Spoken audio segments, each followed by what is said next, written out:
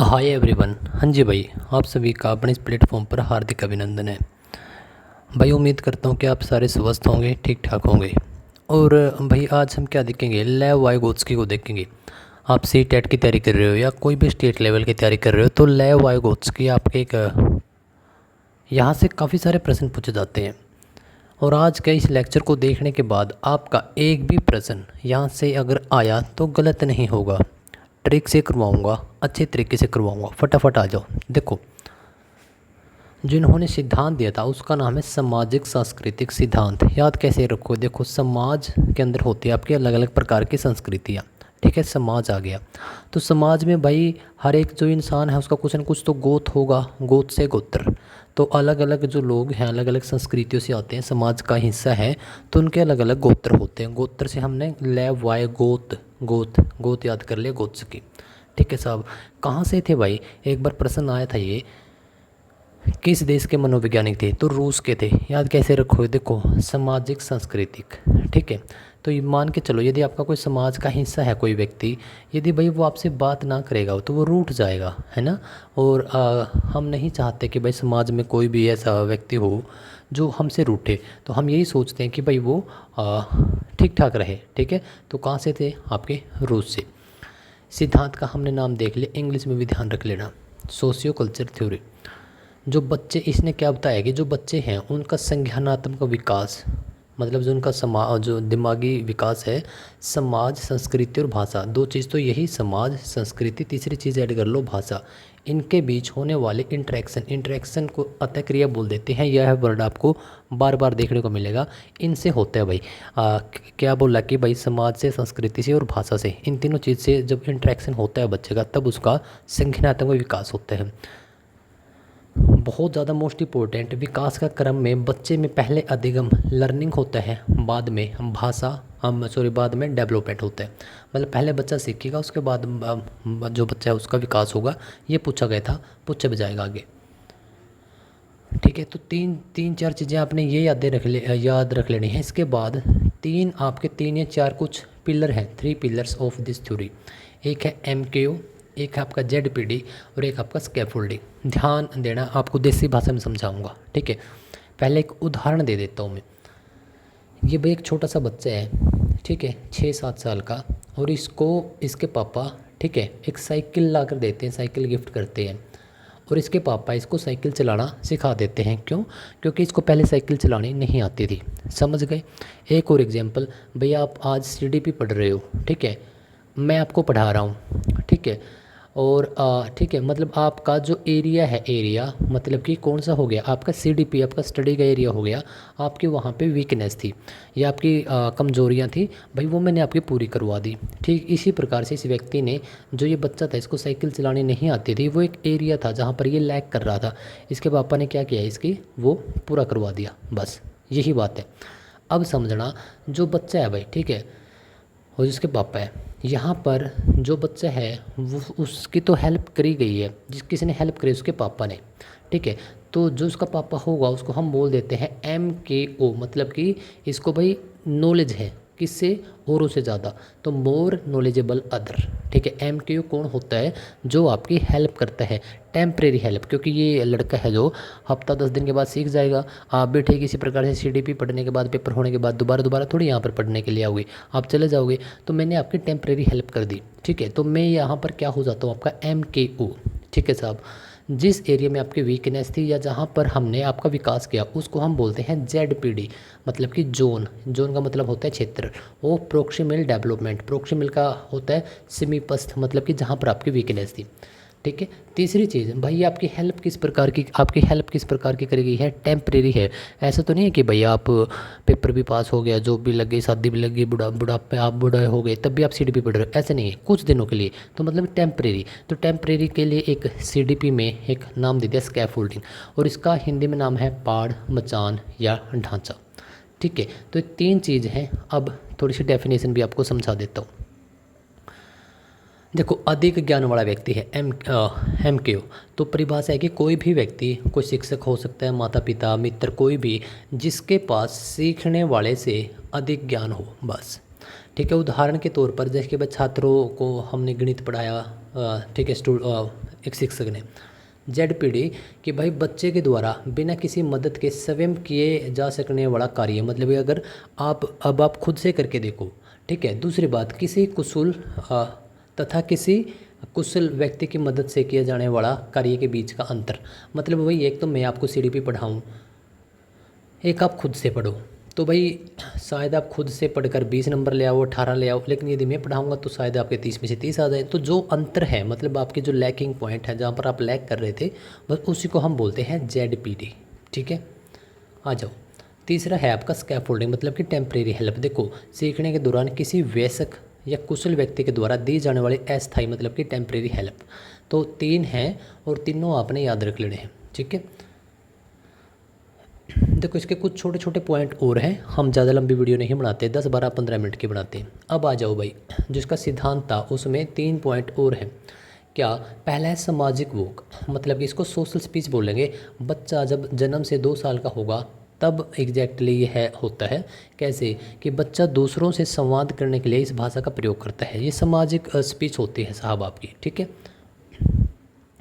ठीक है, मतलब जन्म से 2 साल तक का बच्चा भाई, ठीक है। तो जैसे कि कोई छोटा बच्चा है, बोलना सीख गया, 1.5 साल का, पहले हकलाएगा, ठीक है, 2 साल तक का प्रॉपर सीख जाएगा।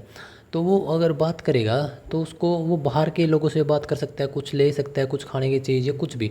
तो वो क्या करेगा, उसकी सोशल स्पीच हो गई वो। आगे है आपकी इसकी प्राइवेट स्पीच, निजी वोक। ये 3 से 7 साल तक का, ये काफ़ी इंपॉर्टेंट है, ठीक है। बच्चा ज़ोर ज़ोर से स्वयं से बात करता है। देखो भाई, बच्चा जैसे कि कोई कुछ बोल रहा है खुद को कि ये मेरी गाड़ी है, ये मेरे पापा है, ठीक है। इसके द्वारा बच्चे अपने स्वयं के कार्यों और व्यवहार को दिशा सेल्फ रेगुलेट करते हैं। ये बहुत इंपॉर्टेंट है, बहुत मोस्ट इंपॉर्टेंट है। बस ये इसको आप याद कर लो भाई, कैसे भी याद करो, लेकिन इसको दिमाग के अंदर बिठा लो। प्राइवेट स्पीच करके आता है। तीसरा आपका साइलेंट इन द स्पीच, 7 साल से ऊपर का। अब बच्चा खुद से बोल रहा है लेकिन वो अपने मन के अंदर बोल रहा है। तो ये आंतरिक और प्राइवेट एक नहीं है, अलग अलग है। प्राइवेट 3 से 7 है, आंतरिक 7 से ऊपर है, बस, ठीक है। ये 3 पॉइंट है, तीनों अलग अलग हैं। आगे आ जाओ। अब थोड़ा सा भाई देखते हैं कि भाई जैसे जीन पियाजे साहब हैं और लेव वाइगोत्स्की, ठीक है। तो इन दोनों में काफ़ी सारे डिफरेंस भी हैं, काफ़ी सारी समानताएं भी हैं। आओ देखते हैं। देखो भाई, यहाँ पर है जीन पियाजे, यहाँ पर है लेव वाइगोत्स्की, ठीक है। आ जाओ। देखो, भाषा और विचार, सबसे पहले ये पॉइंट ये काफ़ी इंपॉर्टेंट है। क्या बोला जीन पियाजे साहब ने कि भाई पहले ये देखते हैं, लेव वाइगोत्स्की साहब ने क्या बोला कि भाषा और विचार पहले अलग होते हैं फिर जुड़ते हैं, इसने ऐसा बोला। लेकिन जीन पियाजे साहब ने क्या बोला कि पहले विचार आता है बाद में भाषा। जैसे कि पहले कोई थॉट आई, उसके बाद में भाषा आई। ये किसने बोला था? जीन पियाजे ने। प्राइवेट स्पीच की अगर मैं बात करता हूँ, जो कि अभी हमने देखा, तो इसने क्या बोला, ईगो सेंट्रिक होती है, अहम केंद्रित, ठीक है। जैसे कि इसमें बच्चा क्या करेगा कि भाई जो चीज़ें बच्चे को पसंद हैं वो सोचेगा कि सबको यही पसंद है।